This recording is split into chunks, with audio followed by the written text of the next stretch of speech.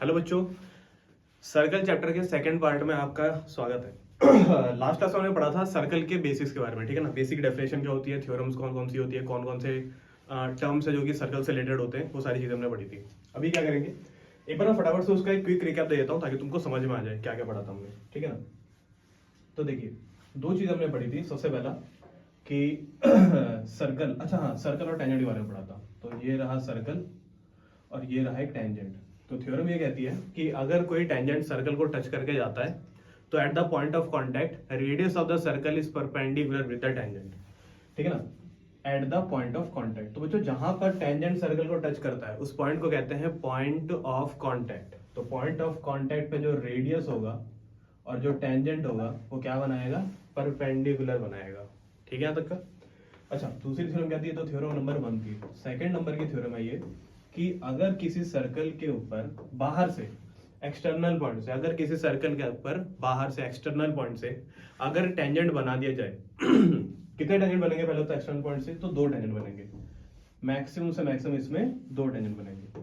तो एक टेंजेंट ये रहा, दूसरा टेंजेंट ये रहा।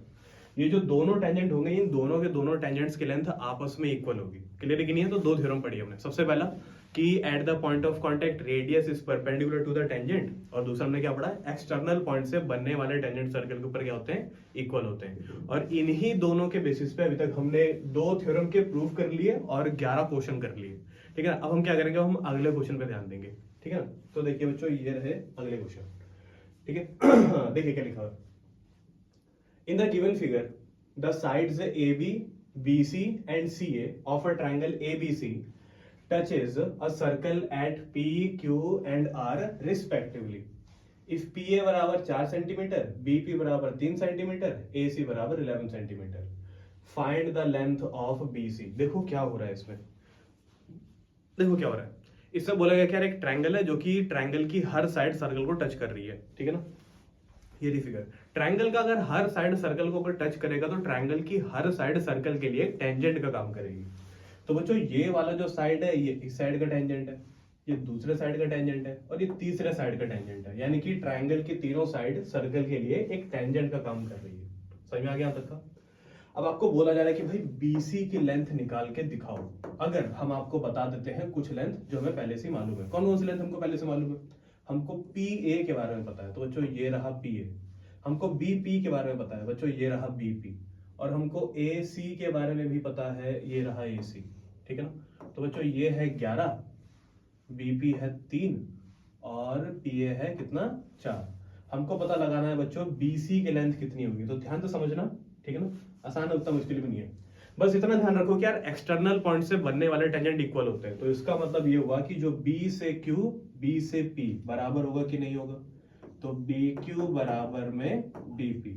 अच्छा, ए से पी, ए से आर बराबर होगा कि नहीं होगा, तो ए पी बराबर में ए आर। अच्छा, सी से क्यू, सी से आर, ये भी बराबर होगा कि नहीं होगा, तो सी क्यू बराबर में सी आर, ठीक है। अच्छा, बी क्यू की लेंथ कितनी है यार, वो तो मुझे पता ही नहीं है, लेकिन मुझे पता है बीपी की लेंथ कितनी है। तो अगर ये 3 हुआ तो दिमाग लगाओ बच्चों, ये भी तो 3 होगा। एक्सटर्नल पॉइंट टेंजेंट बराबर, क्लियर है कि नहीं है। अच्छा, यहां से जैसे मैंने यहां से बी क्यू पता लगाया, वहीं यहां से अगर मैं सी क्यू पता लगा लूं तो दोनों को जोड़ के तो बीसी आ जाएगा। लेकिन मेरे को तो सी आर नहीं मालूम है, मेरे को तो टोटल मालूम है 11। कैसे करें, तो ध्यान से समझो, ए भी तो एक्सटर्नल पॉइंट है ना, तो ए पी और ए आर बराबर हुआ कि नहीं। तो अगर ये 4 है तो यार ये भी तो 4 सेंटीमीटर होगा। और अगर टोटल 11 है, 11 में से अगर मैं 4 हटा दूंगा तो बाकी का कितना बचेगा, बाकी का बचेगा 7।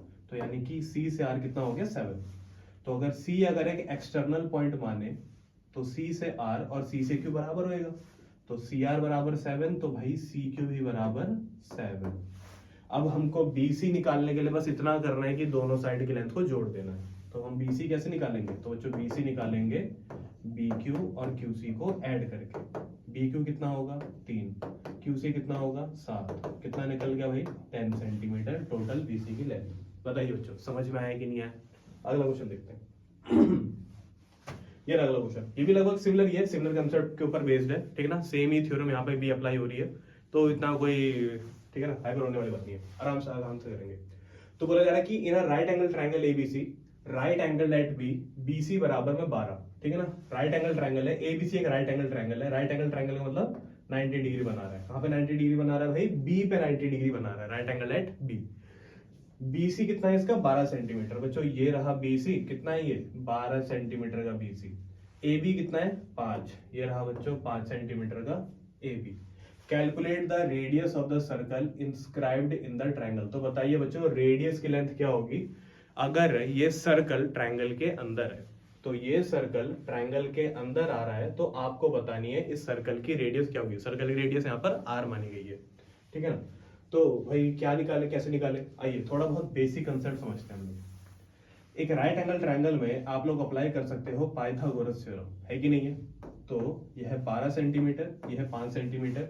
और मैं ये मान के चल रहा हूँ क्योंकि तुम लोग 10वीं क्लास में आ गए हो, तो तुमको पाइथागोरस थ्योरम के बारे में पता होगा। नहीं पता तो प्लीज पता कर लेना, थोड़ी रिसर्च कर लेना, बहुत बड़ी चीज नहीं है। परपेंडिकुलर का स्क्वायर प्लस बेस का स्क्वायर इक्वल्स टू हाइपोटेनस का स्क्वायर। परपेंडिकुलर 12 का स्क्वायर, बेस 5 का स्क्वायर इक्वल्स टू हाइपोटेनस का स्क्वायर। दोनों के स्क्वायर को ऐड करना है। 12 का स्क्वायर 144, ठीक है ना। 5 का स्क्वायर 25, तो 144 और 25 169, और 169 का भी अगर रूट कर दोगे तो कितना आ जाएगा बच्चों? 13 सेंटीमीटर। तो आएगा तुम्हारा हाइपोटेनस। तो यानी कि इस हाइपोटेनस की भी लेंथ बच्चों 13 सेंटीमीटर होगी कि नहीं होगी? अच्छा एक काम करें, क्योंकि ट्रायंगल जो है सर्कल को ऑलमोस्ट 3 बार टच कर रहा है, तो हर साइड ट्रायंगल की सर्कल के लिए टेंजेंट का काम करेगी। अच्छा अगर टेंजेंट है तो वो सर्कल को कहां पे टच करता है? पॉइंट ऑफ कांटेक्ट पर। तो 3 पॉइंट ऑफ कांटेक्ट होंगे। आओ हम तीनों को नाम दे देते हैं। जैसे इस पॉइंट को मैं नाम दे देता हूं P, इस पॉइंट को हम लोग नाम दे देते हैं Q, और इस पॉइंट को हम लोग नाम दे देते हैं R। तो बच्चों P, Q and R are the point of contact, ठीक है। अच्छा एक बेसिक सा कंसेप्ट बच्चों, ये 90 डिग्री है, ये भी 90 डिग्री है। यार ये भी तो 90 डिग्री होगा ना, क्वेश्चन में दिया हुआ है। ये भी तो 90 डिग्री होगा, क्वेश्चन में दिया हुआ है। अब एक चीज में दिमाग वाला लगाओ कि यार यहाँ पर भी तो 90 डिग्री होगा। एक क्वाड्रिलेटरल के सारे एंगल का सम कितना होता है? 360 डिग्री। 360 डिग्री सभी का सम 360। तो ये 90 ऑलरेडी है, ये 90 ऑलरेडी है, ये भी 90 है राइट एंगल ट्रायंगल की वजह से। तो सारे एंगल का सम 360, सभी का सम हटा दूंगा 360 में से तो बचा हुआ 90 आएगा। तो बच्चों ये भी हो गया 90। अब जैसे ही सारे के सारे एंगल 90 हो जाता है ना, फटाफट से बच्चा ये सोचता है कि अच्छा तो ये स्क्वायर बन गया। स्क्वायर अभी बनता नहीं है। जब सारे के सारे एंगल 90 डिग्री हो जाते हैं तो जो सबसे पहले फिगर बनती है वो बनता है रेक्टेंगल। जब सारे एंगल के बाद सारे साइड भी बराबर हो जाते हैं तब जाकर के उसको स्क्वायर माना जाएगा। तो अभी तो बस सारे एंगल 90 डिग्री हुए हैं, सारे साइड कैसे बराबर होंगे? रेक्टेंगल की अपोजिट साइड बराबर होती है, तो ये वाला आर होगा। तो दिमाग लगाओ बच्चों, ये P से लेकर के B भी तो R ही होगा ना, ठीक है ना। ये वाला R होगा, तो दिमाग लगाओ बच्चों Q से लेकर के B भी तो R ही होगा ना। अब बाकी के लेंथ निकालेंगे। तो A से B 5 सेंटीमीटर है और P से B 8 सेंटीमीटर है। तो बताना बाकी का बचा हुआ 5 माइनस R होगा कि नहीं? टोटल में से ये हटा दो। जो CQ होगा वो 12 माइनस R होगा कि नहीं? टोटल में से R हटा दो, ठीक है कि नहीं? तो 5 minus R 12 minus R।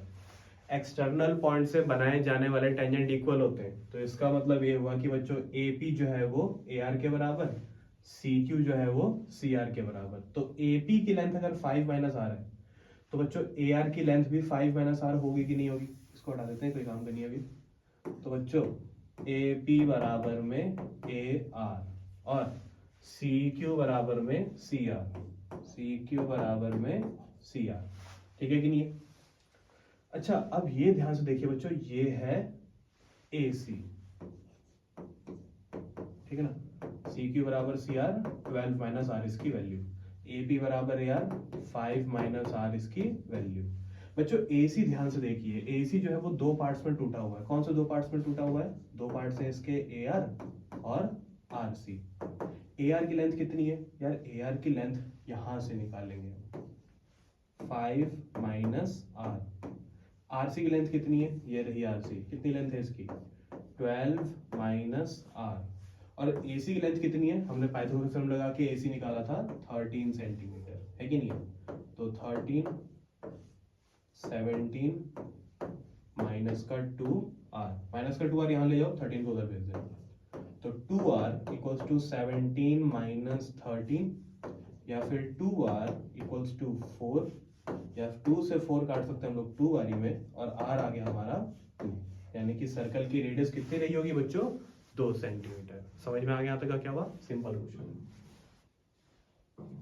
Next question, in the given figure a circle is inscribed in a quadrilateral ABCD touching its side AB, BC, CD and DA at P, Q and R respectively। एक quadrilateral के अंदर एक circle को fit कर दिया गया। इसको आप इंस्क्राइब्ड वर्ड से भी यूज डिनोट कर सकते हो, लेकिन आप यहाँ पर ना एक दूसरा भी वर्ड यूज कर सकते हो, उसे हम लोग कहते हैं सर्कमस्क्राइब्ड। तो सर्कमस्क्राइब्ड भी एक वर्ड यूज होता है, इंस्क्राइब्ड भी एक वर्ड यूज होता है। सर्कमस्क्राइब्ड और इंस्क्राइब्ड दोनों का ही इस्तेमाल किया जाता है अगर किसी फिगर को किसी दूसरे बड़े फिगर के अंदर अगर आप फिट करते हो। इस केस में एक सर्कल को क्वाड्रिलेटरल के अंदर फिट किया गया, तो यहाँ पे सर्कल को क्वाड्रिलेटरल के अंदर क्या किया गया है? इंस्क्राइब्ड। और स्पेशली जो सर्कमस्क्राइब्ड वर्ड है ना, वो सर्कल के लिए यूज करते हैं। तो अगर मैं सर्कल को इंस्क्राइब करूंगा तो उसको बोला जाएगा सर्कमस्क्राइब। क्लियर यहां तक का क्या हुआ? तो अभी तो वैसे इंस्क्राइब्ड वर्ड यूज किया गया है, सर्कमस्क्राइब वर्ड जब यूज किया जाएगा तो आप इस बात का ध्यान रखिएगा, ठीक है। If the radius DA of the circle is 10 centimetre, circle की रेडियस है अच्छा DA, if the radius of circle DA of circle is 10 centimetre, BC बराबर 38, PB equals to 27 and AD perpendicular to CD। AD जो है वो CD के ऊपर perpendicular है, यानी कि यहाँ पर क्या बनेगा? 90, ठीक है ना। Then calculate the length of CD। बच्चों हमको CD की लेंथ निकालनी है, अगर हमको ये बाकी सारी लेंथ है पहले से ही मालूम है, ठीक है कि नहीं है? आइए एक बार इसको डिनोट कर लेते हैं। If the radius of the circle, ठीक है ना, सर्कल की रेडियस हमको दे रखी है 10, तो यानी क्या ये भी 10 सेंटीमीटर होगा, ठीक है। BC हमको दे रखा है 38, ये टोटल 38 है, ठीक है, ये हो गया 38 सेंटीमीटर। PB जो हमको दिया हुआ है वो है 27, तो जो ये है 27 सेंटीमीटर। AD जो है हाँ वो तो मैंने बता ही दिया, यहाँ पर परपेंडिकुलर बन रहा है। आपको CD की लेंथ बतानी है। तो जैसा हमने पिछले क्वेश्चन में किया था, अगर याद हो, ये वाले क्वेश्चन में आधा आधा करके इंस्टॉलमेंट में दोनों वैल्यू निकाली, फिर जोड़ करके टोटल वैल्यू आ गई। यहाँ पर भी अपन यही करेंगे, थोड़ा थोड़ा करके पहले DR निकालेंगे, फिर RC निकालेंगे, दोनों को जोड़ देंगे और अपना DC निकल जाएगा, ठीक है कि नहीं है। और उसमें से एक चीज तो बहुत आसान है, ध्यान से समझना। ये रेडियस है, एक रेडियस मैंने बना दी बच्चों, ये रेडियस और ये टेंजेंट तो परपेंडिकुलर बना, ये रेडियस और ये टेंजेंट तो यहाँ पर भी परपेंडिकुलर बना। अब ये क्यों खाली रहेगा?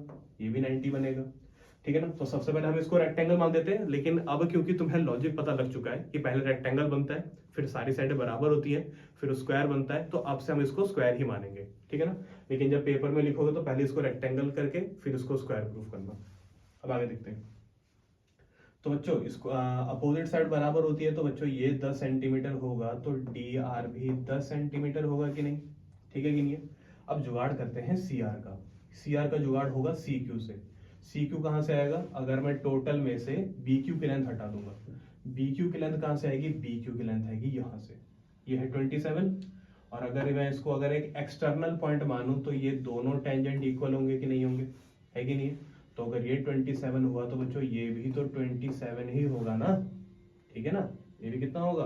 27।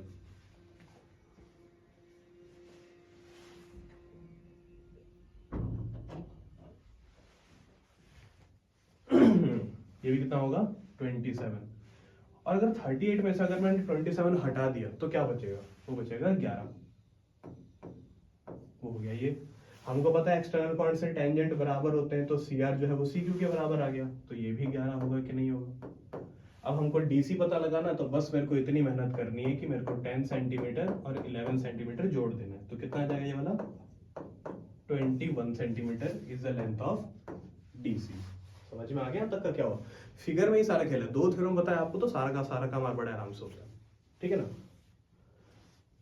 हाँ ये है क्वेश्चन, फिगर अपना बनानी है। कह रहा है prove that the tangents drawn at the end of a diameter are parallel. बहुत अच्छा क्वेश्चन है यार ये, कि सर्कल के एंड में prove that tangents drawn at the end of the diameter. हाँ सर्कल के अंदर आपने बनाया डायमीटर सर्कल की बाउंड्री के 2 पॉइंट को जोड़ता है। उन 2 पॉइंट्स में आपने बना दिए 2 टेंजेंट। अगर वो दोनों टेंजेंट बना दिए गए तो प्रूफ करो दोनों टेंजेंट आपस में क्या होंगे? पैरेलल होंगे। पैरेलल कैसे प्रूफ कर सकते हो? तो इससे पहले कि मैं क्वेश्चन समझाना शुरू करूं, मैं बता देता हूँ कि यार पैरेलल प्रूफ करने के ना 3 तरीके होते हैं, होते तो और भी तरीके, लेकिन हम 3 बेसिक तरीके में समझेंगे। 3 बेसिक तरीके कौन कौन से, इन 3 लेटर्स को याद रखना बच्चों, ठीक है ना। आई का मतलब होता है लाइन पैरेलल है और एक ट्रांसवर्सल इसको काट के जाती है, तो सेम साइड पर बनने वाले एंगल को हम लोग कहते हैं को इंटीरियर एंगल। एफ का मतलब होता है कि यार ये 2 लाइन पैरेलल है और ये सेम जगह पर एंगल, सेम पोजीशन पर एंगल बनने वाले को हम कहते हैं कोरोस्पॉन्डिंग एंगल। ये बन रहा है जेड बच्चों, इसका मतलब भी पैरेलल लाइन है और ये एक ऐसा ट्रांसवर्सल है, और ऐसे पोजीशन पर बनने वाले एंगल को हम लोग कहते हैं अल्टरनेट इंटीरियर एंगल। समझ में आ गया।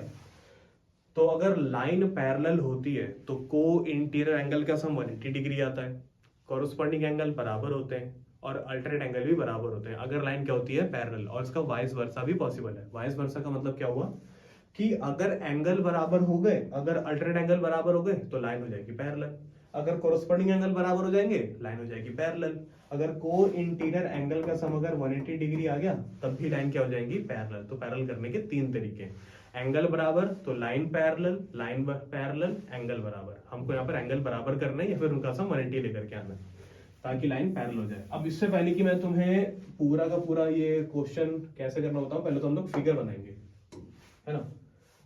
आइए बच्चों फिगर बनाते हैं।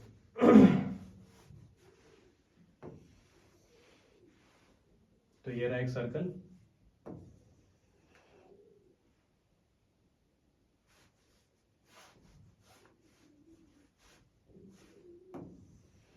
ये रहा टेंजेंट, अरे पहले तो मेरे को डायमीटर बनानी पड़ेगी ना।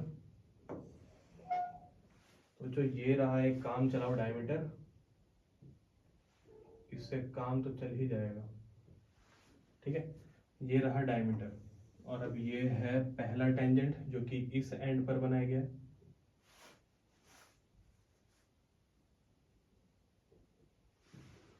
और ये है, अरे बाप रे,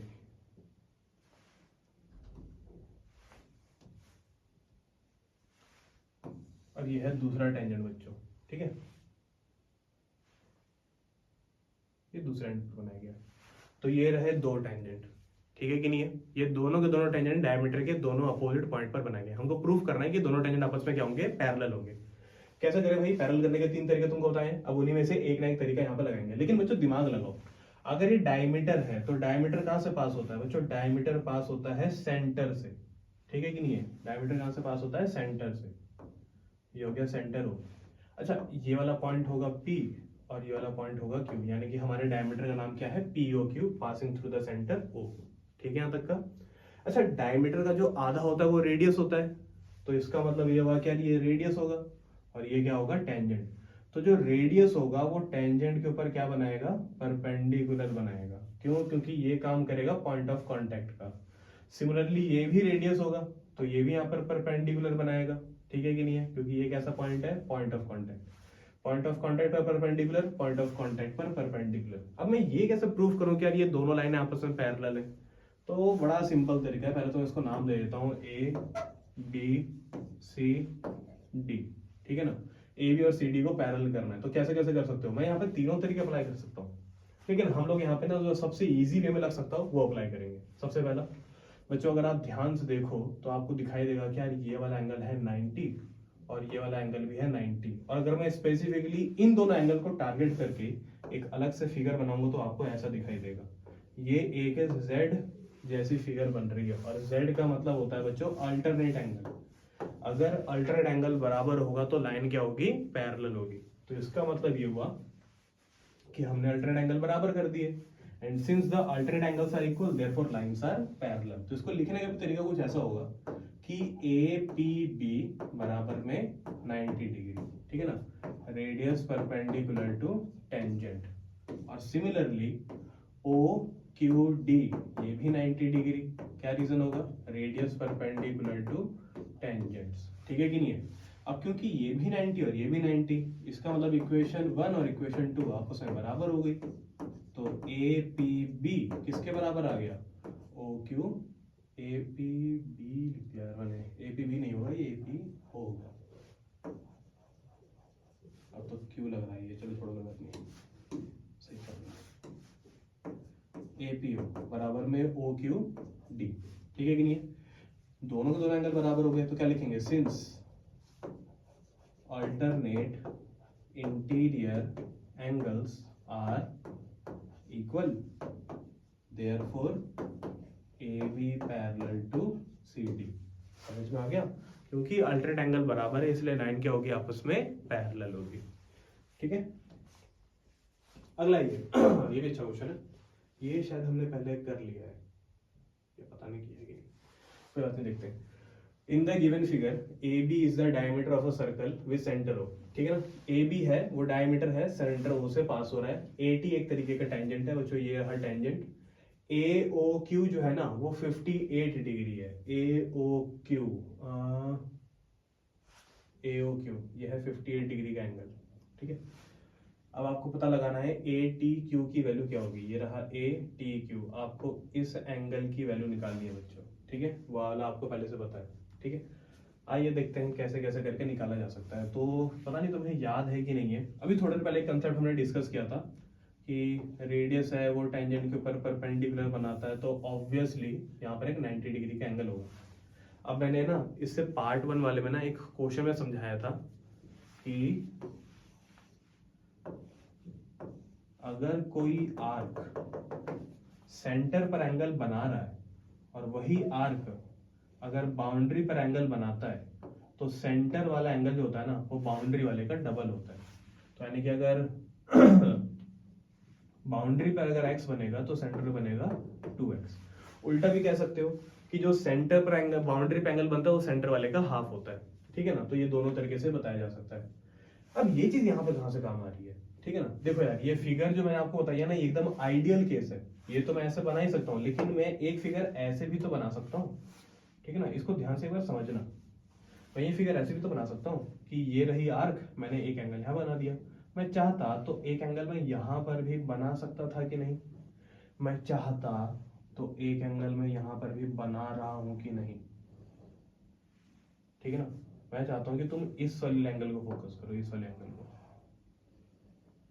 ठीक है कि नहीं, मैंने क्या करा, मैं रेडियस के ऊपर से ही ये एंगल लेके चला गया, और ऐसा कर सकते हैं, कोई दिक्कत नहीं है। और क्योंकि अभी भी एंगल बाउंड्री पे बन रहा है तो सेंटर वाला अभी भी उसका डबल होगा, है कि नहीं, ये चीज यहाँ पे अभी अप्लाई करनी है। ये रहा आर्क,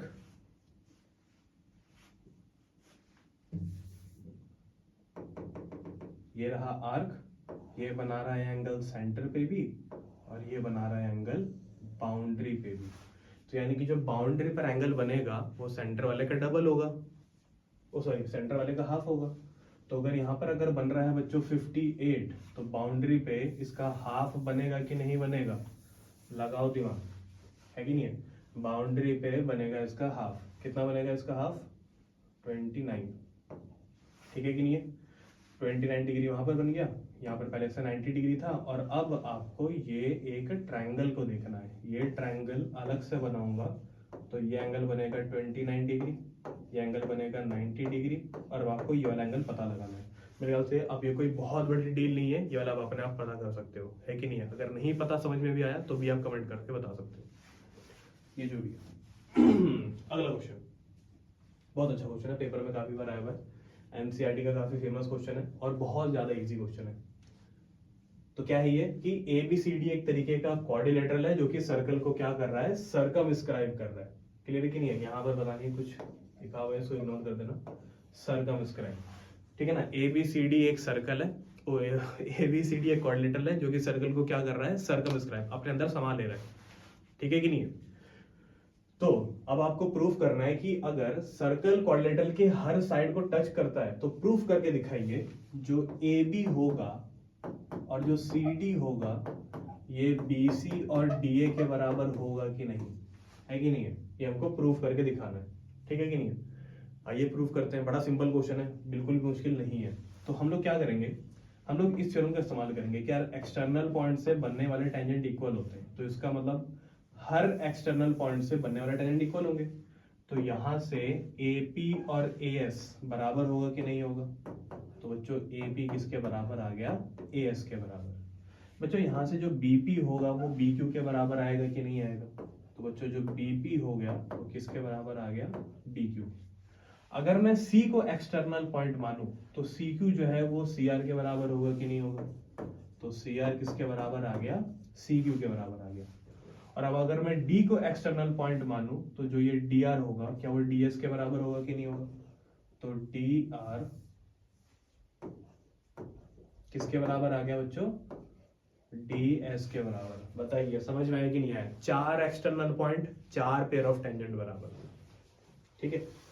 और सबका पीछे का एक ही रीजन है, ठीक है ना। From an external point radius of the circle is sorry from an external point tangents drawn to the circle are equal, तो all of them are equal because of that theorem, ठीक है कि नहीं? तो आप इसको मानो फर्स्ट इक्वेशन, इसको मानो सेकंड इक्वेशन, इसको मानो थर्ड इक्वेशन और इसको मानो फोर्थ इक्वेशन।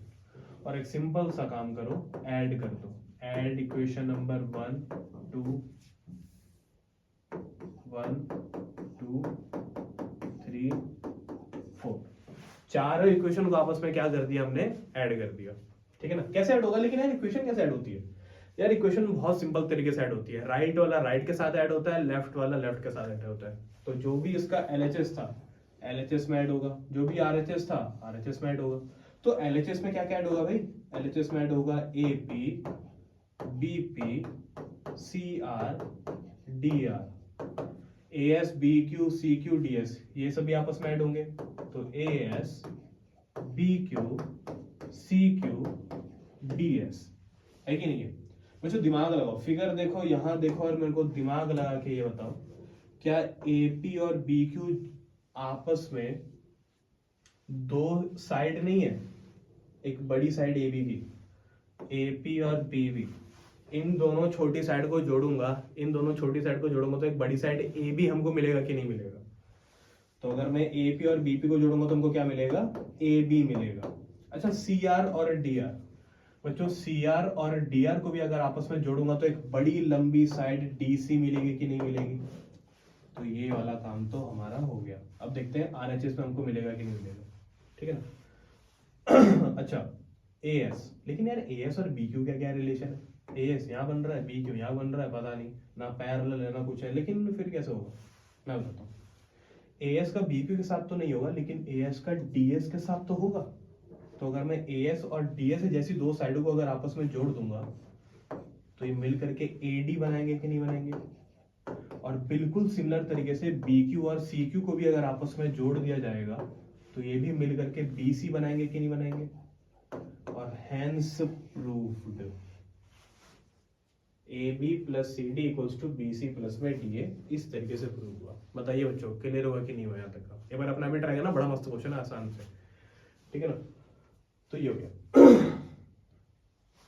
ये अगला क्वेश्चन सेम ही लग रहा है, लेकिन ये वाला क्वेश्चन भी ना लगभग पिछले क्वेश्चन के जैसा ही है। पिछले क्वेश्चन को जिस पॉइंट पर आपने छोड़ दिया ना, इस क्वेश्चन में भी उसी पॉइंट तक आपको करना पड़ेगा। मतलब कि इसका आधा सॉल्यूशन तो ऐसा ही है, बिल्कुल पिछले क्वेश्चन के जैसा, यहां से तक बिल्कुल पिछले क्वेश्चन के जैसा है इसके लिए।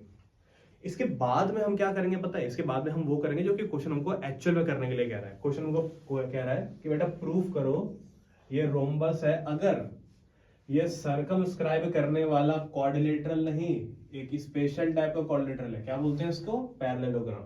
बच्चों पैरेललोग्राम की खास बात होती है कि इसकी अपोजिट साइड होती है पैरेलल एंड इक्वल। तो दोनों पेयर ऑफ अपोजिट साइड जो होगा इसका वो क्या होगा? पैरेलल भी होगा और आपस में क्या होगा? इक्वल भी होगा। तो ये दोनों अपोजिट साइड पैरेलल भी होगी, इक्वल भी होगी, ठीक है कि नहीं? तो जहां तक मैंने ये पिछला क्वेश्चन सॉल्व कराया ना बच्चों, यहां तक सेम आपको इसमें भी करना है। यानी कि AB प्लस DC बराबर में AD प्लस BC, यहां तक तो आपको इस क्वेश्चन में सॉल्व करना ही करना है और कोई दूसरा तरीका नहीं है, बिल्कुल उसी तरीके से सॉल्व करना है। अब इसके आगे क्या करेंगे? ऐसा क्या करें कि रोम्बस बन जाए? तो बच्चों आपको पता होना चाहिए कि रोम्बस कहते किसको है। रोम्बस का मतलब होता है एक 4 साइड वाला फिगर जिसके सारे साइड आपस में क्या होते हैं? इक्वल होते हैं। तो इसके भी सारे साइड इक्वल है, वो प्रूफ करने, सॉरी, अगर आप AB BC CD और DA बराबर कर पाओ तो आपका काम हो जाएगा। अभी के लिए तो ये पैरेललोग्राम है और पैरेललोग्राम है तो अभी इसकी अपोजिट साइड बराबर होगी। तो मैं ऐसा लिख सकता हूं, since ABCD is a parallelogram तो अपोजिट साइड बराबर होनी चाहिए। तो यानी कि जो ए बी होगा वो डी सी के बराबर, ए डी होगा वो बी सी के बराबर, है कि नहीं। अब इसका यूज मैं कैसे करूं बच्चों, इसका यूज मैं करूंगा यहां पे, देखो कैसे करके, ए बी आपको दिखाई दे ही रहा होगा, नाउ ए बी आपको दिखाई दे रहा होगा, वैसे ही रहने दो, आपको डीसी दिखाई दे रहा होगा, डीसी, डीसी के बदले भी क्या लिख दो, ए बी, बराबर है ना दोनों। एडी बच्चों आपको एडी तो दिखाई दे ही रहा होगा, एडी को लिख दो एडी, और बीसी दिखाई दे रहा है बीसी, उसको भी क्या लिख दो, एडी, क्योंकि दोनों तो बराबर ही है ना। A B plus A B 2 times of A B, A D plus A D 2 times of A D, और बच्चों 2 से 2 कटेगा कि नहीं कटेगा, ए से ए मत काट देना, ए बी और ए डी, तो बच्चों जो ए बी है वो किसके बराबर आ गया, ए डी के बराबर आ गया, तो दो साइड तो है ना बराबर करी।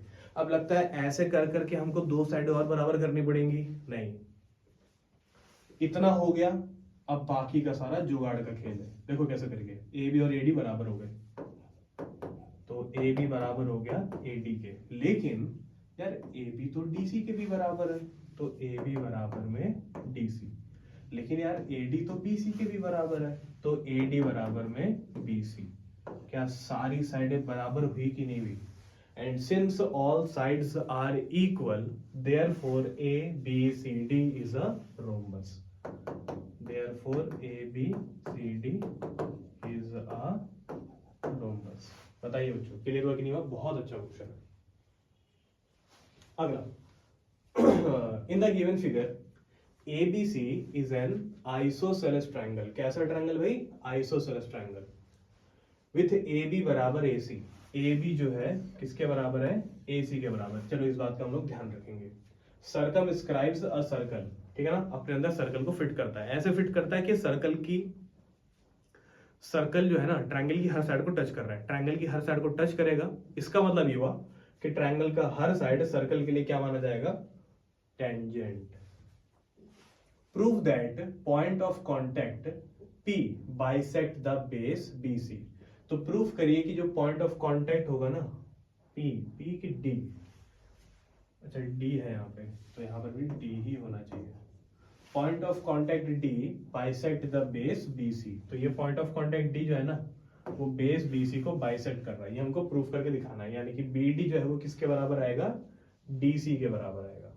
बताइए बच्चों कैसे प्रूफ करें BD और DC को किस तरह से हम लोग यहाँ पर इक्वल करें, तब तक पानी पी लेते हैं।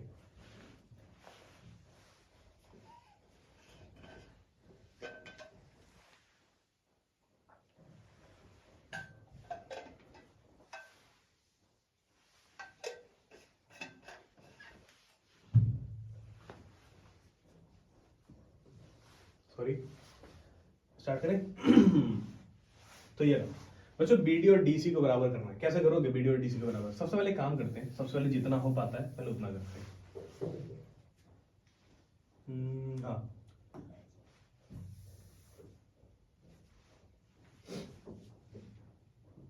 तो AB जो है वो AC के बराबर है, हमें ये बात भूलनी नहीं है, ठीक है कि नहीं है।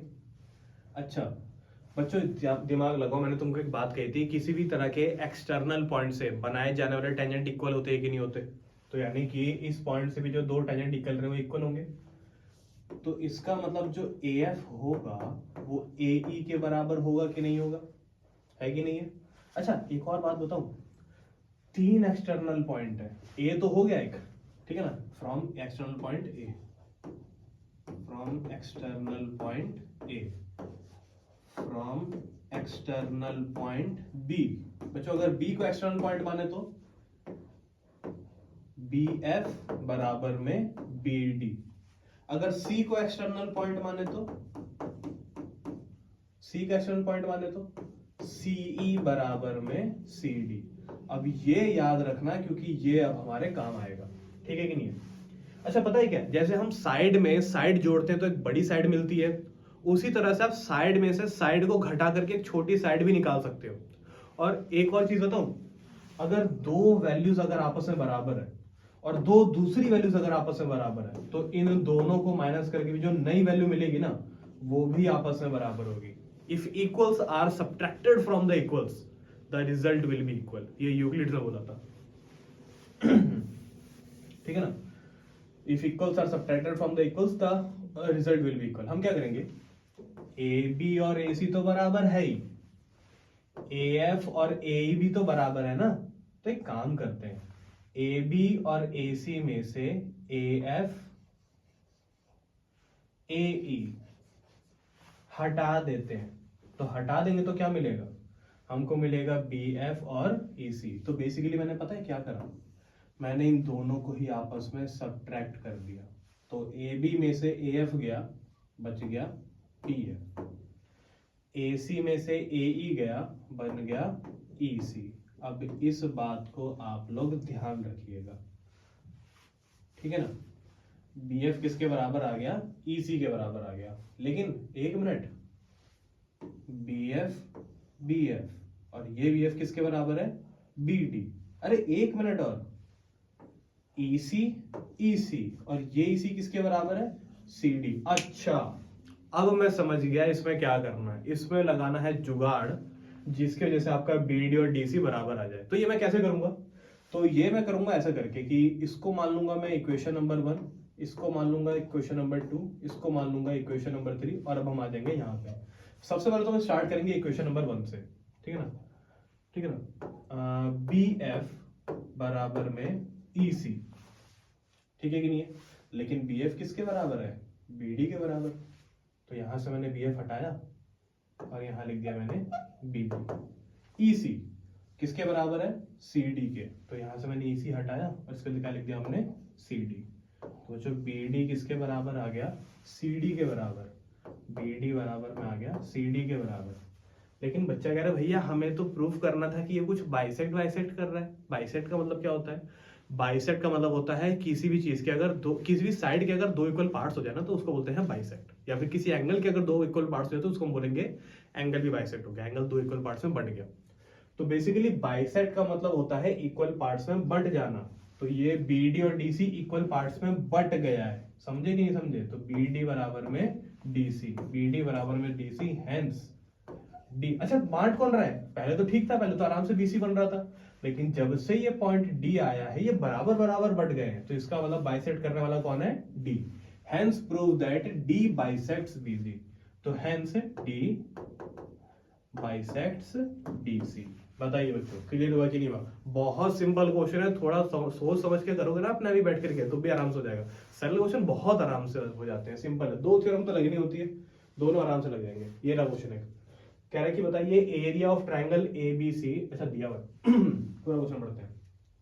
इन the given figure ABC is drawn to circumscribe a circle with radius 3 centimetre. ठीक है, ABC ट्राइंगल को ऐसे डिजाइन किया गया है कि वो अपने अंदर एक सर्कल को समा सकती है, ठीक है कि नहीं है। ये रहा सर्कल, इसके अंदर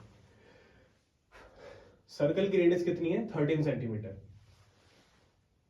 BD and DC are respectively 6 centimetre and 9 centimetre. तो बच्चों BD की लेंथ है 6, DC की लेंथ है 9, 6 सेंटीमीटर और 9 सेंटीमीटर। तो अब आप बताइए एरिया ऑफ ट्रायंगल ABC अगर 54 सेंटीमीटर है, पूरे ट्रायंगल का एरिया आपको 54 सेंटीमीटर दिया हुआ है, then the length of the side AB and AC will be what. तो अब आपको बताना है AB और AC साइड की लेंथ कितनी कितनी होगी। बहुत अच्छा क्वेश्चन है, ठीक है ना। हमको कौन कौन से पॉइंट पर ठीक से सोचना है, हमको बच्चों दोनों के दोनों थ्योरम ठीक से सोचने हैं। सबसे पहला, टेंजेंट रेडियस के साथ पॉइंट ऑफ कांटेक्ट पर 90 डिग्री बनाता है। दूसरा, किसी भी सर्कल के ऊपर टेंजेंट इक्वल होते हैं अगर वो एक्सटर्नल पॉइंट से बनाया जाए। क्लियर है कि नहीं है, एक्सटर्नल पॉइंट से बनाए जाने वाले टेंजेंट इक्वल होते हैं, और रेडियस और टेंजेंट आपस में क्या होता है, परपेंडिकुलर, और टेंजेंट आपस में क्या होते हैं, इक्वल। तो यही दोनों चीजों का मैं यूज करूंगा यहाँ पे और आंसर निकाल लेंगे। सबसे पहले तो हम लोग बेसिक चीजों के बारे में समझते हैं, जैसे कि 3 एक्सटर्नल पॉइंट तो मेरे को ऐसे ही दिख गए। तो बच्चों हर एक्सटर्नल पॉइंट से टेंजेंट इक्वल होगा कि नहीं होगा। तो अगर BD 6 है तो यार ये भी तो 6 होगा, है कि नहीं है। DC 9 है तो यार ये भी तो 9 होगा। अब बार बार मैं ये वो बोलना पड़ रहा है, इसको ना कुछ नाम दे दो भाई। तो D E F, ठीक है। अच्छा ये 6 सेंटीमीटर, तो ये भी कितना होगा 6 सेंटीमीटर, ये भी कितना होगा 9 सेंटीमीटर। तो AE और AF को क्या माने बच्चों, A भी तो एक्सटर्नल पॉइंट है ना, A से भी जो टेंजेंट निकलेंगे वो भी तो आपस में इक्वल होंगे ना, तो जो AE होगा वो AF के बराबर आएगा कि नहीं आएगा। तो अगर मैं इसको x मानूं तो यार ये भी x हुआ कि नहीं हुआ। अब तुम दिमाग लगाओ, हमको AB और AC पता लगाना था, AB तो मैं थोड़ा बहुत तो पता लगा चुका हूं 6 सेंटीमीटर, बस अगर मैं किसी तरीके से x भी पता लगा लूं तो मेरा काम हो जाएगा। तो x को मैं 6 पे जोड़ दूंगा तो A भी मिल जाएगा। AC में पता लगा चुका हूं, तो अगर मैं 9 में x जोड़ दूंगा तो मेरे को AC पता लग जाएगा, और A ये तो मैं पता लगा चुका हूं 9 सेंटीमीटर। तो यानी कि अब मेरे को बस दिमाग लगाना है कि कैसे करके ये x निकल पाए, ठीक है कि नहीं है। अब इसके हम पता क्या करेंगे यार, हमको ना थोड़ा सा आउट ऑफ द बॉक्स सोचना पड़ेगा इस क्वेश्चन के लिए। आउट ऑफ द बॉक्स इसलिए क्योंकि यार क्वेश्चन में एरिया दिया हुआ है भाई, जब बात ही एंगल और टेंजेंट से हो रही है तो एरिया कहां से आ रहा है। एरिया बच्चों इस वजह से आ रहा है क्योंकि ये क्वेश्चन बिना उसके पॉसिबल ही नहीं हो पाएगा। तो क्या करें, इसके लिए हमको करनी पड़ेगी एक हल्की सी कंस्ट्रक्शन देखो ये करनी है। सेंटर से बाकी के दोनों एक्सटर्नल पॉइंट को आप जोड़ दीजिए, सेंटर से इस पॉइंट ऑफ कांटेक्ट को जोड़ दो, तो यहाँ पे जोड़ दिया, यहाँ पर भी जोड़ दिया, ठीक है कि नहीं है। इसके अलावा एक कंस्ट्रक्शन और है, ठीक है ना, एक कंस्ट्रक्शन और है, वो है ये। अभी सेंटर से तीनों के तीनों वर्टेक्स को जोड़ दीजिए, तीनों के तीनों वर्टेक्स को जोड़ दो, A से भी जोड़ दिया, B से भी जोड़ दिया, C से भी जोड़ दिया, ठीक है ना। अब आपको क्या दिखाई देना चाहिए, अब आपको दिखाई देना चाहिए ये 3 ट्रायंगल, एक तो ट्रायंगल हो गया ये वाला, एक ट्रायंगल हो गया ये वाला, और एक ट्रायंगल हो गया ये वाला,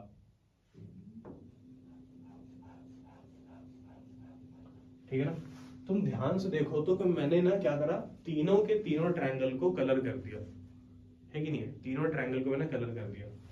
बच्चों जब आप तीनों के तीनों ट्रायंगल को कलर कर दोगे तो इसका मतलब मैंने पूरे ट्रायंगल को ही कलर कर दिया, ABC को मैंने 3 पार्ट में करा ना, तीनों पार्ट में तो तीनों ट्रायंगल कवर हो गए। यानी कि ट्रायंगल ABC 3 ट्रायंगल को जोड़ करके बना हुआ है, ट्रायंगल ABC 3 ट्रायंगल को जोड़ के बना हुआ है, AOB BOC AOC, तीनों का एरिया जब जुड़ा तब जाकर के एक बड़ा ट्रायंगल ABC बना। यानी कि जब वो तीनों के आपस टुकड़े अगर अलग हो जाएंगे तो ABC भी अलग हो जाएगा।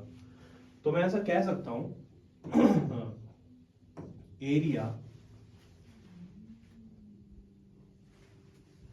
Area of triangle ABC equals to area of this part and this part, area of triangle AOB plus area of triangle BOC plus area of triangle AOC। तो ABC ट्रायंगल के एरिया इन तीनों triangle के area के सम के बराबर होएगा, ठीक है। अब आइए इसको सॉल्व करते हैं, आगे देखते हैं कैसे करेंगे। तो एरिया ऑफ ट्रायंगल ABC तो हमको मालूम ही है, क्वेश्चन में क्लैरिफाई भी किया हुआ है, कितना दिया हुआ है 54।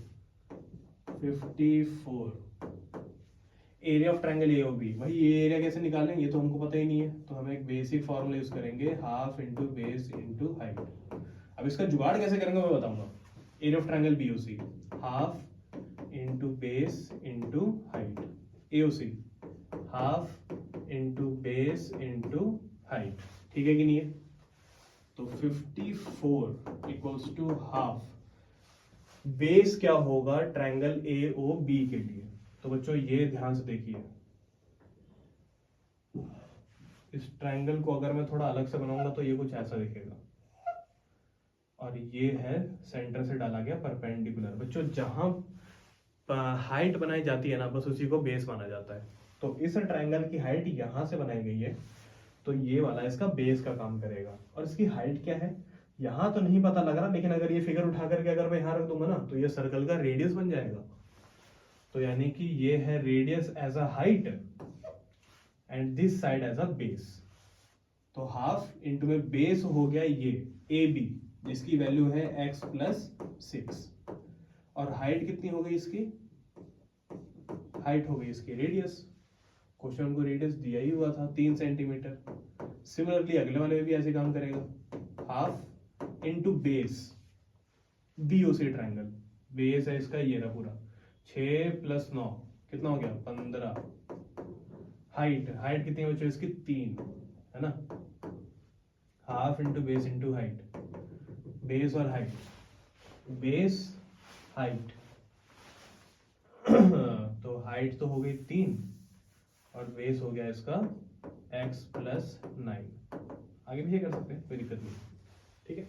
अब देखते हैं कि यार कुछ अगर कट रहा है तो काट दो, जैसे कि 2 से 3 नहीं कटेगा, 2 से 15 और 3 दोनों नहीं कटेंगे, 2 से 3 बिल्कुल भी नहीं कटेगा, तो क्या करें क्या करें क्या करें, लेकिन 2 से 6 कट जाएगा है ना, नहीं पागल वाली हरकतें मत करना बच्चों, ऐसी चीजें करते हो फिर तभी तुम्हारा नंबर कम आते हैं, ठीक है कि नहीं है। ये बहुत ही बेसिक चीज है कि भाई ये 2 से 6 मत काटना, और ना ये 2 से 54 काट देना, ठीक है कि नहीं है। इन छोटी छोटी बातों का ध्यान रखना बच्चों इन्हीं माइनर कैलकुलेशन की वजह से दिक्कत होती है। तो हम सबसे पहले क्या करेंगे पता है, सब में से 1/2 कॉमन ले लेंगे, तुम चाहो तो एलसीएम भी ले सकते हो, चाहो तो कॉमन भी ले सकते हो, मैंने कॉमन वाला रास्ता चुना, मेरे को आसान लगा, ठीक है ना। अंदर क्या बचेगा, ये x प्लस 6, उसको भी मैं कैसे सॉल्व करूंगा पता है, ये 3 इन दोनों में डिसॉल्व हो जाएगा, यानी कि दोनों से मल्टीप्लाई हो जाएगा, तो ये हो जाएगा 3x और 3 6 हो जाएगा 18, 15 और ये 3 आपस में मल्टीप्लाई हो जाएंगे, बनेगा 45, ये 3 इन दोनों से मल्टीप्लाई हो जाएगा तो बनेगा 3x प्लस 27, समझ में आया कि नहीं है।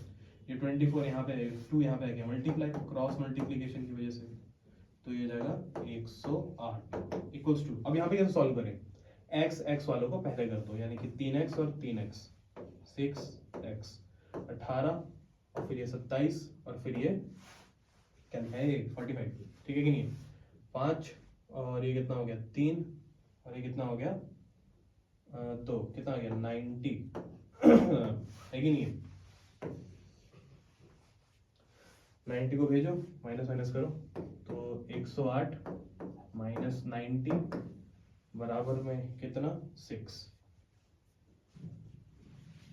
सॉरी 6x, माइनस करें देखें कितना आ रहा है, तो ये माइनस करके आएगा कुछ 8 18 6x और 6 से 18 जाएगा कितनी बारी में 3 बारी में, यानी कि 3 किसके बराबर आ गया x के बराबर। लेकिन बच्चों खुश होने की जरूरत नहीं है, आंसर नहीं आया अभी भी, क्वेश्चन ने हमको बोला x निकालने के लिए, वो तो हमने माना है, तो क्वेश्चन तब खुश होगा जब हम उसको ये दोनों साइड निकाल के देंगे, ए बी और ए सी, है कि नहीं है।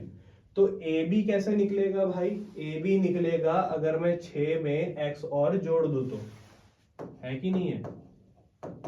और AC कैसे निकलेगा, AC निकलेगा अगर मैं x में 9 जोड़ दूं तो बच्चों AB का मतलब हुआ 3 प्लस सॉरी AB का मतलब हुआ x प्लस 3, ठीक है ना, AC का मतलब हुआ x प्लस 9, लेकिन क्योंकि अब मैं x के लिए पता लगा चुका हूं तो यहाँ पे मैं x थोड़ी लिखूंगा, तो यहाँ पे मैं x की वैल्यू पुट करूंगा, तो x के लिए कितने पुट करूंगा मैं 3, कितने पुट करूंगा 3, तो ये हो जाएगा 6 और ये हो जाएगा 12, तो यानी कि AB की लेंथ होगी 6 और AC की लेंथ हो गई 12। बताइए बच्चों क्लियर हुआ कि नहीं हुआ, ठीक है। तो देखिए ध्यान से देखिए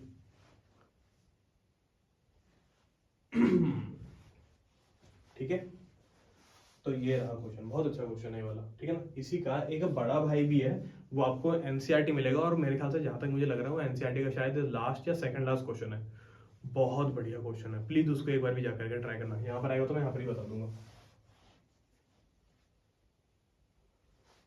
ये रहा क्या दिया हुआ है, A B and B C are of length 6 centimetre and 8 and 6 centimetre respectively, find the value of R. पता नहीं बच्चों तुम्हें याद है कि नहीं है, लेकिन ऐसा ही क्वेश्चन आज हमने एक करा हुआ है, ठीक है ना, लेकिन फिर भी एक बार और दोबारा लेते हैं, क्या दिक्कत है, ठीक है ना। ये भी रेडियस ये भी रेडियस, ठीक है ना, ए बी और बी सी आपको दिया हुआ है, तो बच्चों ये दिया हुआ है ए बी आपको 8, ये दिया हुआ है ए सी कितना दिया, अच्छा बी सी दिया हुआ है,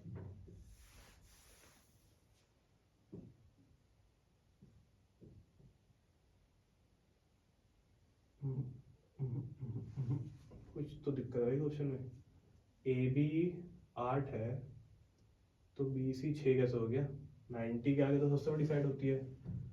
तो ये क्वेश्चन में एरर है बच्चों, इस क्वेश्चन को हम लोग अटेंड नहीं करेंगे। लेकिन हाँ, पेपर में अगर ऐसा अगर क्वेश्चन, चलो बाद में बताऊंगा।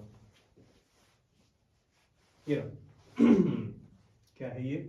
इन the given figure a circle is inscribed in a triangle ABC such that it touches the side AB, BC and CA at D, E and F respectively.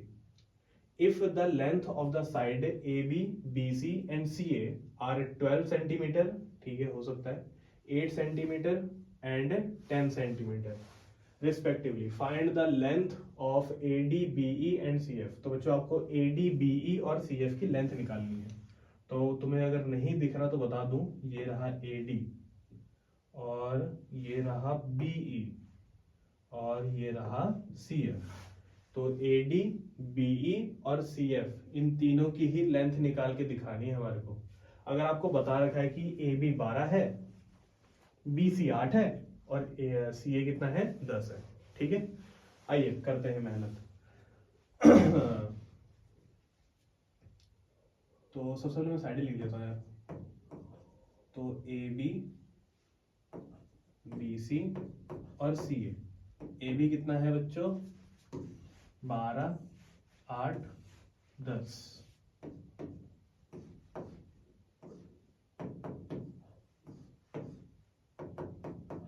ठीक है, तीनों साइडें दे रखी है, AB, BC और CA, 12, 8 और 10। ठीक है, अब आपको पता लगाना है AD, BE और CF की लेंथ कितनी होगी। ठीक है यार, वो तो हमें नहीं पता, तो हम क्या करें, एक काम करते हैं, इसको हम लोग मान लेते हैं x।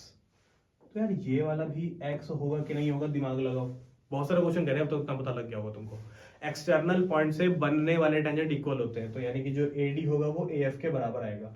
इस हिसाब से तो जो BD होगा वो BE के बराबर आएगा, यानी कि y बराबर y। ठीक है कि नहीं, मतलब y मिल गया तो काम हो गया, x मिल गया तब भी काम हो गया। लेकिन यार ये कैसे पता लगाएं? z मान लो भाई, वेरिएबल की कमी थोड़ी हमारे पास। z बराबर z, बताओ क्लियर हुआ कि नहीं हुआ? तो ये है। अच्छा, अब एक चीज और दिखाऊं, ये जो AB है, A से लेकर के B, ये x और y को जोड़ के आ रहा है कि नहीं आ रहा? तो लिख सकते हैं x plus Y equals to 12। ठीक है, BC बच्चों, ये जो BC है वो z और y को जोड़ के आ रहा है कि नहीं आ रहा है? तो यानी कि मैं BC को लिख सकता हूँ z प्लस y। और हाँ, ये जितने भी x y z है सब लेट किया है मैंने, कुछ भी क्वेश्चन में नहीं दिया हुआ है। तो आपको भी ये सॉल्यूशन लिखने से पहले ना लेट करके लिखना पड़ेगा, और इक्वल कैसे हैं वो भी आपको बताना ही पड़ेगा। ठीक है, तो मैं बस एक ओवरव्यू दे रहा हूँ कि तुम्हें करना क्या, क्वेश्चन में क्या करना पड़ेगा। CA जो है वो भी x और z को जोड़ के बना हुआ है, तो x प्लस z बराबर में कितना, कितना भाई, अच्छा 10। तो ये भी हमारे को मिल गया। ठीक है कि नहीं है? अब ऐसा क्या करें कि हमारा काम हो जाए, तो बच्चों ये करो। पता है क्या, आप जब भी आपको 3 वेरिएबल वाले क्वेश्चन मिल जाए ना, और आपके पास 3 इक्वेशन, हमेशा याद रखना कि आपको जितने भी वेरिएबल दिए जाते हैं ना, आपको कम से कम उतनी इक्वेशन चाहिए होती है सॉल्व करने के लिए। तो इसीलिए 2 वेरिएबल वाले इक्वेशन को सॉल्व करने के लिए आपको 2 इक्वेशन चाहिए होंगी। और क्योंकि यहाँ पर 3 वेरिएबल है, 3 वेरिएबल है यहाँ पर x, y और z, तो 3 वेरिएबल वाले क्वेश्चन को सॉल्व करने के लिए आपके पास 3 इक्वेशन भी होने चाहिए, और मेरे पास है, ये रही वो 3 इक्वेशन, ये और ये। ठीक है कि नहीं है? लेकिन यार 2 इक्वेशन को तो चलो मैं सॉल्व कर लेता हूँ, एलिमिनेशन सब्स्टिट्यूशन मेरे को पढ़ा रखा है। लेकिन यार 3 इक्वेशन वालों को मैं कैसे सॉल्व करूँ, वो तो मुझे नहीं पढ़ा रखा। 3 इक्वेशन वाले कैसे सॉल्व करते हैं? तो बच्चों चाहे वो एक इक्वेशन तो क्या हो, 2 इक्वेशन वाला हो या 3 इक्वेशन वाला हो, हमेशा एक वर्ड याद रखना, एक मेथड होता है, उसे हम कहते हैं सब्स्टिट्यूशन। ये आपने उसमें भी पढ़ा होगा, इसमें ही बता रहा हूँ। सब्स्टिट्यूशन एक ऐसा तरीका है जो बड़े आसान तरीके से किसी में भी अप्लाई हो जाता है, इसमें भी अप्लाई हो जाएगा। ठीक है ना? कैसे करके, ध्यान रखना, आपके पास 3 इक्वेशन दी हुई है, हम लोग क्या करेंगे, तीनों इक्वेशन में से ना इसको मानेंगे हम लोग मेन इक्वेशन, ये बीच वाली को। आप चाहो तो साइड वाले को कर सकते हो, पहले वाले को भी कर सकते हो, लेकिन मेरी आदत है कि यार मैं हमेशा बीच वाले को ही करता हूँ। तो मैंने बीच वाले को माना मेन इक्वेशन, और ये दोनों साइड इक्वेशन। तो यहां पर ध्यान से देखना, यहाँ पर आपके पास 2 वेरिएबल दिखाई दे रहे होंगे, एक दिखाई दे रहा होगा z, एक दिखाई दे रहा होगा y। ये वाला y यहाँ पर भी है, ये वाला z यहाँ पर भी है। तो ये जो y है ना, y ये मैं निकालूंगा 12 माइनस एक्स लिख करके, कर सकते हैं ऐसा। ये जो z है ना, z, इसको मैं लिखूंगा 10 माइनस एक्स करके, ठीक है कि नहीं है। और अब जो मैंने ये y निकाला है और यहाँ से जो z निकाला है, अब हम इसको पुट कर देंगे। पता है कहाँ पुट कर देंगे? तो y पुट कर देंगे y की जगह पे, z पुट कर देंगे z की जगह पे, है कि नहीं है। और ये फिर कुछ ऐसा होगा कि अब यहाँ पर z नहीं लिखा जाएगा। पहले लिखा जाता था ना z प्लस वाई बराबर में 8, अब यहाँ पर z नहीं लिखा जाएगा, z के बदले z की वैल्यू लिखी जाएगी 10 माइनस एक्स, y के बदले y की वैल्यू लिखी जाएगी 12 माइनस एक्स बराबर में क्या, 8। अब इसको सॉल्व कर लो, जैसे कि 10 और 12 कितना हो गया, 22, माइनस एक्स और माइनस एक्स, माइनस का 20 नहीं 2x, माइनस का 2x वहां भेज दो और 8 को यहाँ ले आओ, तो 22 माइनस 8 इक्वल्स टू में 2x। 22 में से 8 चला गया, कितना बचेगा भाई,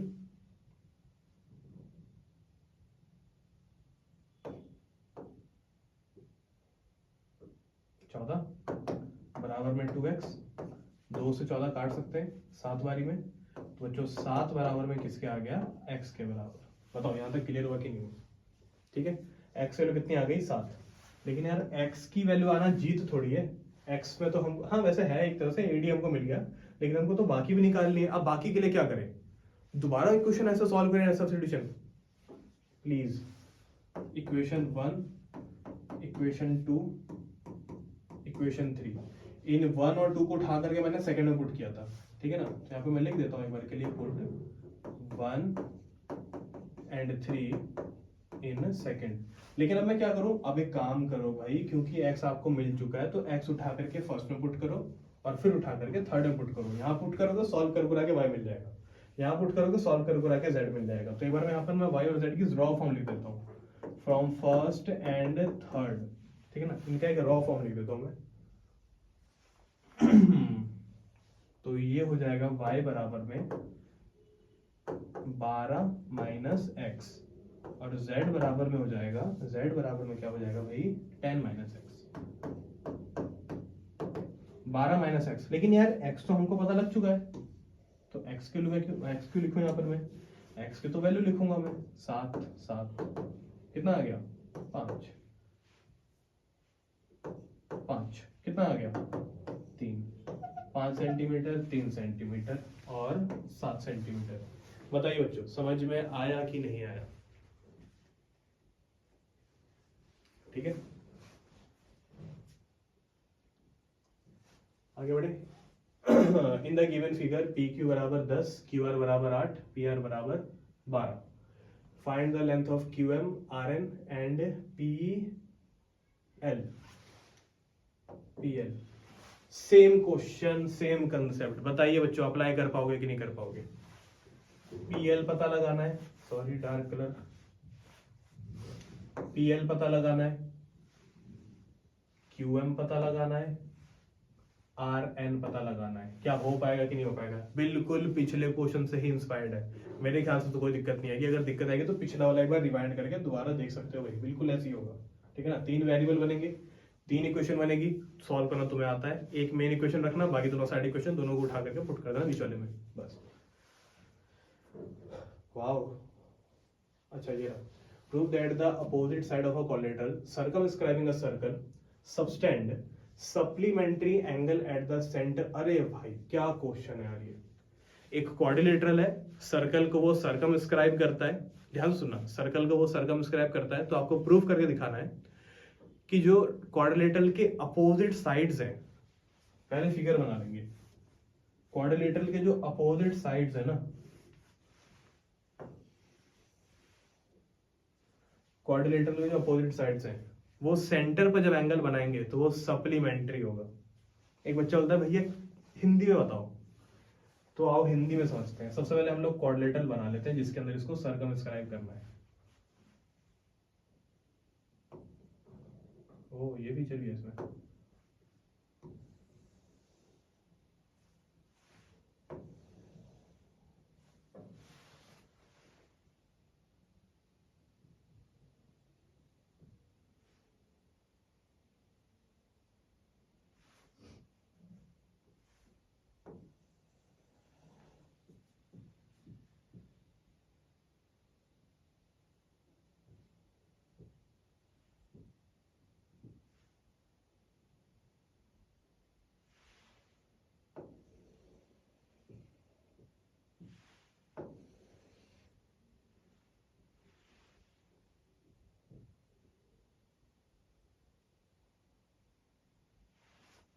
कुछ तो बन ही गया है।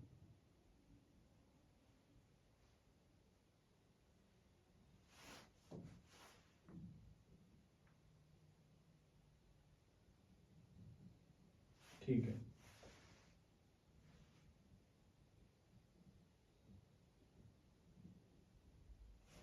छोड़ा यार, कौन सोचे इतना। ठीक है आइए देखते हैं। तो बच्चों ये है क्वाड्रिलेटरल, इस क्वाड्रिलेटरल को अपन नाम देंगे सबसे पहले तो। ठीक है, ए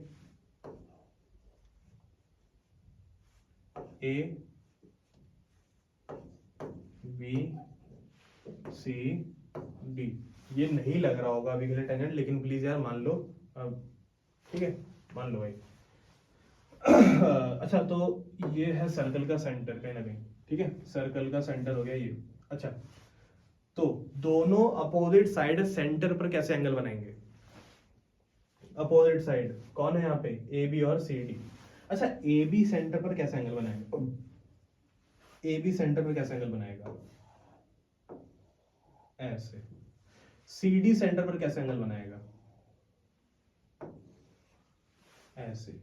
एक बार के लिए काफी सारे बच्चों को इस बात का भ्रम होगा कि अरे भाई ओ भाई, ये तो वर्टिकली अपोजिट एंगल है। नहीं होता है ऐसे vertically opposite angle. Vertically opposite angle के लिए दोनों लाइनों को कॉन्टिन्यूअस ऐसे होना पड़ता है। समझे कि नहीं समझे? इसमें नहीं है ऐसा। तो क्या करें उन्ना?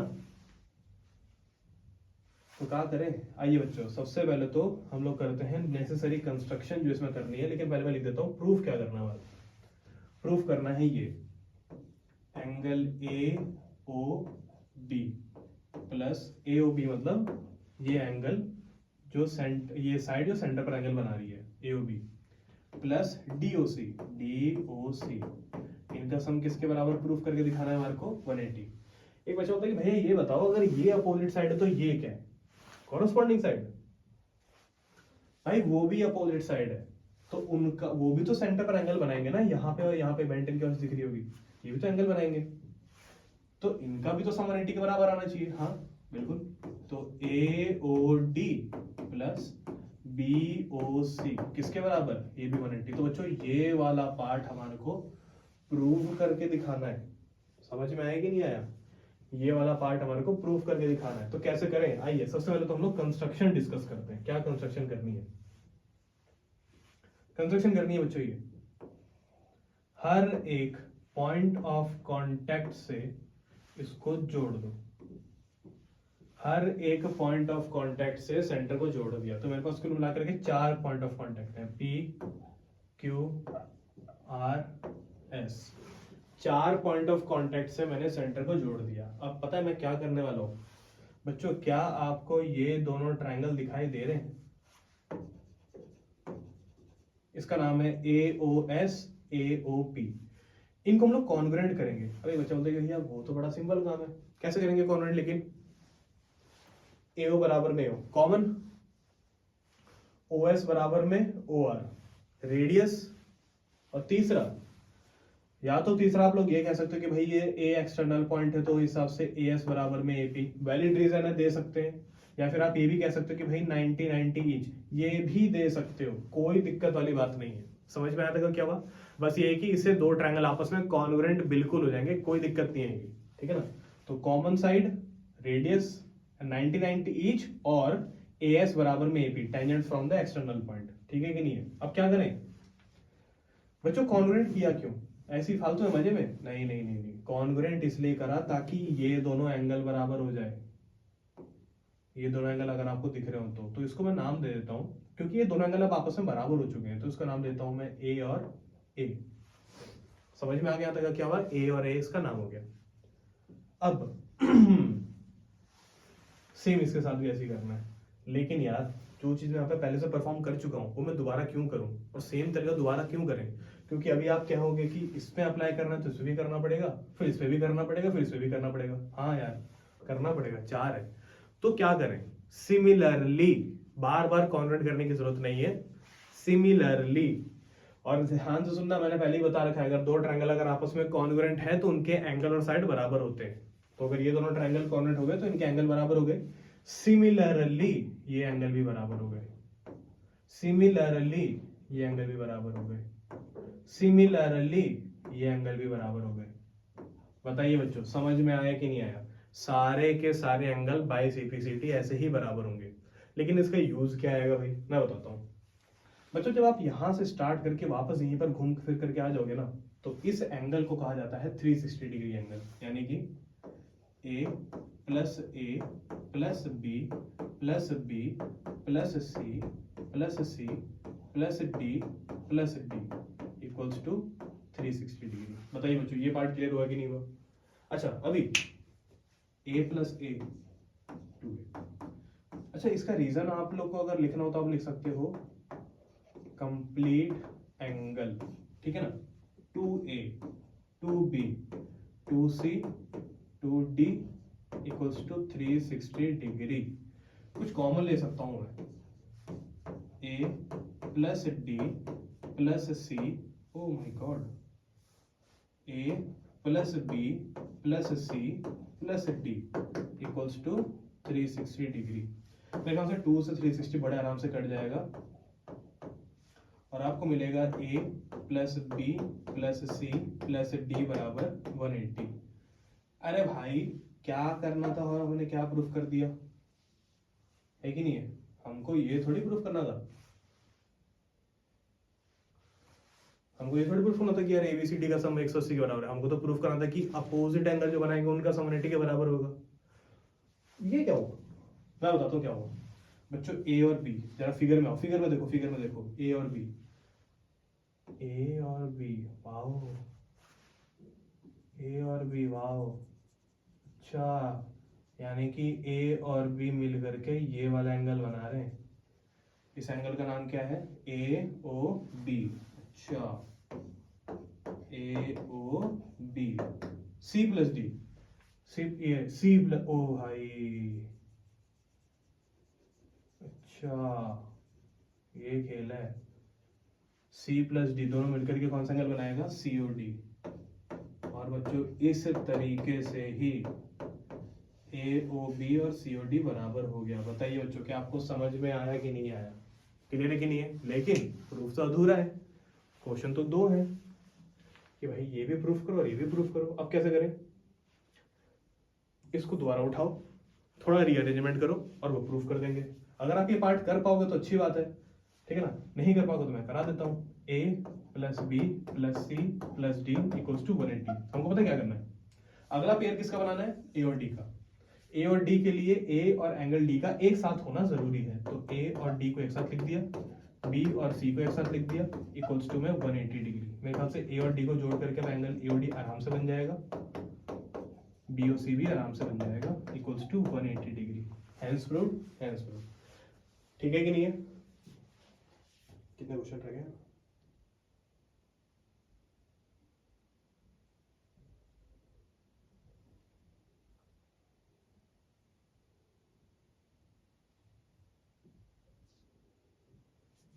ठीक है, चलिए बच्चों, अभी इसको हम यहीं पे एंड करते हैं। इसका एक तीसरा पार्ट भी अपलोड करूंगा, लेकिन एक तीसरा पार्ट बहुत ही एक छोटा सा पार्ट होगा, ठीक है ना। हाँ, वो भी देख सकते हो। तो पहले पार्ट में और दूसरे पार्ट में हमने सारे इंपॉर्टेंट क्वेश्चन कवर करे, इसमें भी हमने सारे इंपॉर्टेंट क्वेश्चन कवर करे। इसका एक तीसरा पार्ट भी लेके आऊंगा मैं। तीसरे पार्ट में भी हम थोड़े मोड़े जो बचे हुए क्वेश्चन है उनको कंप्लीट कर देंगे, ठीक है ना। ये वीडियो थोड़ी ज्यादा लंबी हो जा रही है, बस इसमें को एंड करना पड़ रहा है। चलिए बच्चों, ऑल द वेरी बेस्ट।